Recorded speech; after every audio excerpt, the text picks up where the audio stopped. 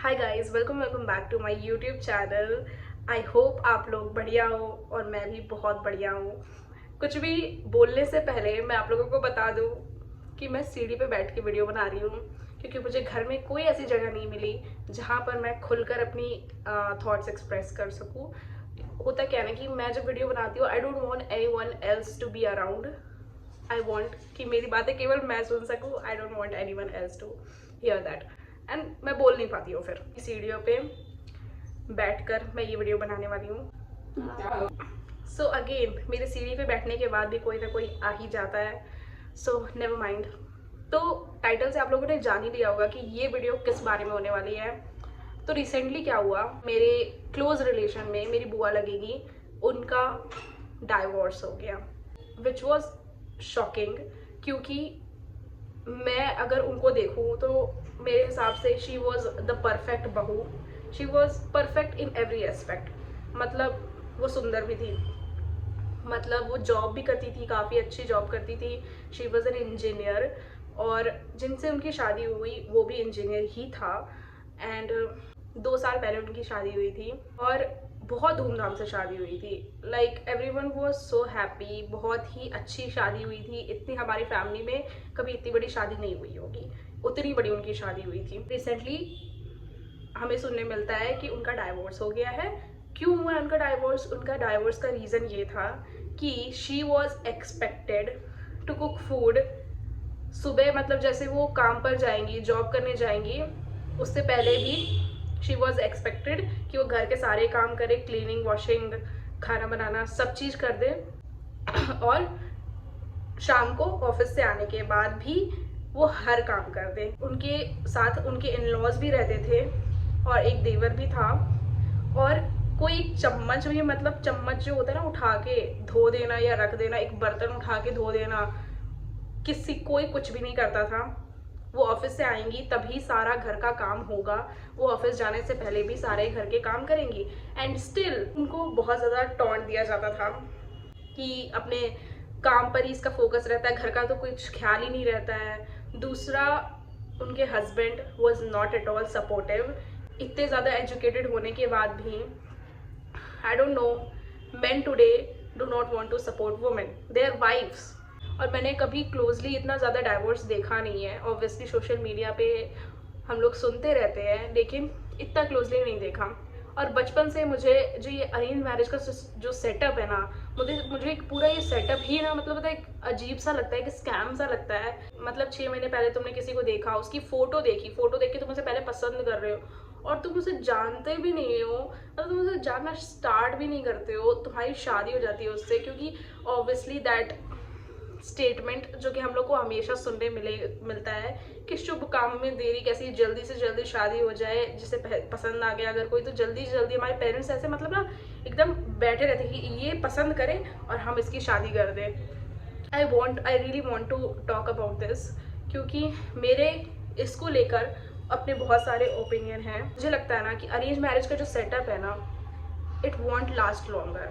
मतलब ये कुछ साल की बात है, उसके बाद मुझे लगता है ये ख़त्म ही हो जाएगा अब कम्प्लीटली। क्योंकि बहुत ज़्यादा अब लोग, मतलब लड़कियां मेनली बहुत ज़्यादा सह रही है अरेंज मैरिज में। But I feel marriage is a beautiful thing. अगर आप लोगों को अच्छा पार्टनर मिल जाए तो पूरी लाइफ सेट हो जाती है। बट वहीं अगर कोई एक खराब पार्टनर मिल जाए तो लाइफ की जो धज्जियाँ उड़ती है, मतलब जो मैस होता है ना, that is the worst thing happen to anyone.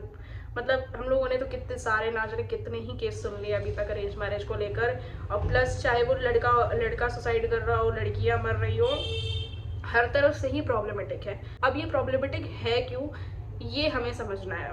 अगर सही तरीके से अपना लाइफ पार्टनर चूज किया जाए तो आई डोंट थिंक सो हमें आगे जाके प्रॉब्लम उठानी पड़ेगी। So I have seen couples around me, right?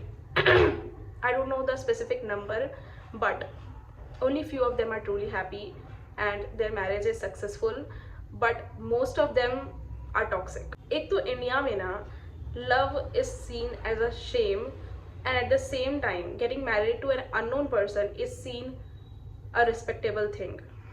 I don't know if I'm able to convey my message, but अगर कोई किसी व्यक्ति को जानता है, पहचानता है, समझता है अच्छे से, तो वो एक शेमफुल थिंग हो जाती है। किसी भी मैरिज में ना मेन इंग्रेडिएंट मुझे लगता है किसी भी चीज़ से ज़्यादा, रिस्पेक्ट से ज़्यादा, अंडरस्टैंडिंग, कंपैटिबिलिटी, कितने सारे लोग वर्ड्स यूज़ करते हैं, किसी भी चीज़ से ज़्यादा इम्पॉर्टेंट होता है लव। किसी के साथ रहने की आदत लग जाना इज़ नॉट लव। किसी के टुवर्ड्स अट्रैक्टिव फील करना इज नॉट लव। आप किसी को पसंद करते हो इज नॉट लव। किसी के साथ फिजिकल रिलेशन में आना is not at all love. किसी की अच्छी, बुरी, परफेक्शन, इम्परफेक्शन, सब चीज को एक्सेप्ट करना, सेल्फलेसनेस के साथ उसके साथ रहना, अनकंडीशनल, चाहे कोई भी सिचुएशन आ जाए ना, निभाना उस चीज को इज लव। एंड वही चीज मिसिंग है लोगों में। लोग क्या है ना, बहुत ज़्यादा एक्सपेक्टेशन रख रहे हैं सामने वाले से। कोई एक्सपेक्टेशन नहीं रखते हो ना, फिर जिस हिसाब से चीज़ें होती हैं, जिस हिसाब से नेचुरली चीज़ें होती हैं, that is beautiful. That's why arrange marriage is not working, क्योंकि वो शुरू से ही फेक हो जाता है। मतलब वो पूरा सेटअप लगाना कि हम किसी से शादी करने वाला, इट लुक्स फेक, क्योंकि कोई भी अपनी बुराई नहीं बताएगा, सब वो अपने बारे में अच्छी अच्छी चीज़ें बताएंगे। और दूसरा कि तुम अरेंज मैरिज कर भी रहे हो, तुम टाइम भी नहीं दे रहे हो। मतलब लाइक 2 साल तो कहीं नहीं जा रहे, 2 साल तो तुम्हें देने ही पड़ेंगे। तुम 2 साल भी देने को रेडी नहीं हो तो हाउ कैन यू एक्सपेक्ट कि आपके नेक्स्ट 50 ईयर्स अच्छे होंगे। जब आप तुम 2 साल भी इन्वेस्ट नहीं कर रहे हो किसी चीज़ में, तुम 50 ईयर्स कैसे इमेजिन कर सकते हो कि तुम्हारे अच्छे होंगे। पता है हमारी प्रॉब्लम ही यही है कि we are not ready to invest our time. मतलब हमें सब जल्दी जल्दी चाहिए, हमें पेशेंस है ही नहीं एकदम। स्पेसिफिकली हमारे पेरेंट्स में, हम उनमें पेशेंस ही नहीं है कि वो किसी को देख कर समझे और उसे अपने बच्चे को भी समझने दें। व्यक्ति पसंद आ गया है तो 2 साल तो उस व्यक्ति के साथ आपको केवल बातें करनी चाहिए। इतनी बात करो कि उसकी लाइफ के टुवर्ड्स क्या पर्सपेक्टिव है वो आपको समझ आए। वो पास्ट में कैसा था, उसका पास्ट कैसा था। पास्ट मैटर करता है, पास्ट भी जानो। हाँ, पास्ट के बेसिस पे आप एकदम ऐसे मत हो जाओ कि हाँ जज करो पास्ट के बेसिस पे, लेकिन उसको पकड़ के मत बैठ जाओ, राइट। दूसरा, प्रेजेंट में वो क्या कर रहा है, वेदर इज ग्रोथ ओरिएंटेड और नॉट, फ्यूचर के उसके प्लान क्या है, सब कुछ जानो। उसके ट्रॉमास क्या है, उसे गुस्सा दिलाओ, उसे झगड़ो, तभी उसकी रियल पर्सनैलिटी आपको समझ आए। बिना टाइम दिए यू कैन नॉट एक्सपेक्ट कि वो अच्छा ही होगा। मतलब ये तो तुक्का है। मुझे तो सच में अगर एक वर्ड दिया जाए ना अरेंज मैरिज के अल्टरनेटिव को, तो दैट वुड बी सट्टा। इट्स अ सट्टा कि आपका सही निकल गया तो बहुत अच्छा, गलत निकला तो मूव फॉरवर्ड करने से पहले ना आपको ये समझना होगा कि आपका जो थॉट प्रोसेस है वो उस सामने वाले व्यक्ति के साथ मैच कर भी रहा है कि नहीं कर रहा है। क्योंकि अगर आपकी सोच ही मैच नहीं करेगी ना तो केवल लड़ाइयाँ होंगी फ्यूचर में और there will be no solution. और वो लड़ाइयाँ बढ़ बढ़ के क्यूमुलेट होके एक टॉक्सिसिटी बन जाएगी। बट ये सब तो आप तब करोगे ना जब आपको एक अच्छा पार्टनर मिलेगा। बट एक अच्छा पार्टनर यूं ही नहीं मिल जाता है। एंड प्लीज़, अच्छा पार्टनर आपको शादी.com पे तो बिल्कुल नहीं मिलेगा। मुझे पहली बात तो ये प्लेटफॉर्म बहुत चीप और डेस्परेट लगता है, शादी.com जैसे प्लेटफॉर्म जहाँ पर लोग अपनी प्रोफाइल डालते हैं। मैं सोचती हूँ कि उनका माइंडसेट कैसा होगा। अगर आपकी अच्छी मैच आ गई है तो that's a beautiful thing for you, but again it is a सट्टा अगर मैच कर गया तो। But for me it looks desperate जो भी लोग शादी.com पे अपनी प्रोफाइल बना रहे हैं शादी के लिए, and not my type. We need to understand कि जब तक हम लोग खुद को इम्प्रूव नहीं करेंगे एज अ पर्सन, जब तक हम लोग अपने ही क्या बोलते हैं एंगर लेवल, अंडरस्टैंडिंग लेवल, अपने ही माइंड को कंट्रोल करना ये सब नहीं सीखेंगे, तो how we can be in a healthy relationship. जब तक हम लोग खुद ही रेडी नहीं है वो लव, वो केयर, वो टाइम इन्वेस्ट करने के लिए दूसरे में, तब तक we can not expect. When you are working on yourself you get to meet so many people and you attract the same thing. Do not chase anything. मतलब किसी चीज़ की वो चीज़ हो रहा होगा आपकी लाइफ में, भगवान ने लिख रखा है, वो चीज़ होगी। That will happen naturally. You will get the partner, you will get the right partner. हम लोग ना क्या करते हैं, अपने आप को इम्प्रूव करने के बजाय दूसरे में नेगेटिविटी निकालते रहते हैं, ये वो की लिस्ट बनाते रहते हैं, उस चीज़ को माइंड में रखे रहते हैं कि नहीं ये तो नहीं। सबसे बड़ी चीज़ होती है ना sorry, if you are ready to change और नॉट। अगर किसी में कोई चीज़ नेगेटिविटी है, कोई प्रॉब्लम है, कोई खराब आदत है और वो चेंज करने को रेडी है, तो that is a good thing. उसमें वो आदत है वो बुराई नहीं है, लेकिन अगर वो चेंज करने को रेडी नहीं है तो that is a problematic thing for you. If you are getting married, you should first ask yourself कि are we ready to give that love and care to someone? Do we have that level of patience, control on ourselves? Marriage के बाद बहुत ज़्यादा responsibility आ जाती है, तो आपको उस चीज़ के लिए रेडी रहना होगा। आपको अपना करियर भी संभालना है साथ में, और अपने पार्टनर को भी टाइम देना है, उसकी फैमिली, अपनी फैमिली, सबको टाइम देना है। You should be ready for.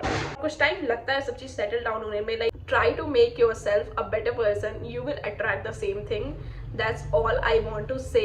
If this video make sense to you, please hit the like button, subscribe to my channel and share your experiences in the comment section। मैंने बहुत ज़्यादा time लेके ये सारी चीज़ें सोची है, ऑब्जर्व की है, तब मैं ये वीडियो बना रही हूँ। आप लोगों को अगर कोई भी ऐसे प्रॉब्लम्स आ रहे हो ना लाइफ में या फिर मैरिजेस को लेकर, you guys can comment. If I find a good solution to it, I will share with you. So this was it for the video. I really enjoyed making this video. Yes, मुझे खांसी हो रही है थोड़ी सी, but यार यहाँ मज़ा आ रहा है वीडियो बनाने में। सीढ़ी पे एक वीक अराउंड मेरा तो बहुत डाउन चल रही थी, अभी मुझे अच्छा फील हो रहा है, तो I wanted to make this video. See you in the next video. And आप लोग कुछ और ऐसा वीडियो चाहते हो तो प्लीज़ कमेंट कर देना and subscribe to my channel please.